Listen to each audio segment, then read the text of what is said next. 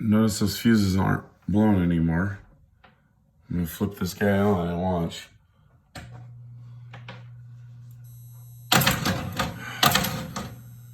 They are not blowing. Huh. Well, you know, the only thing I did was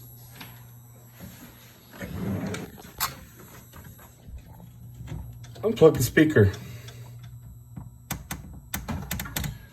So something's going on with that speaker, or there's a short somewhere between that wire.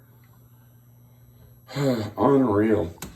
Now I've been racking my brain around this, and you know, that was one of the first things I thought was, well, let me unplug a speaker. And I actually did. I desoldered one of these guys in here. That guy right there, as you can tell.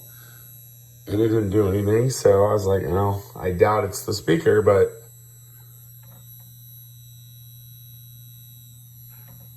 those fuses look good.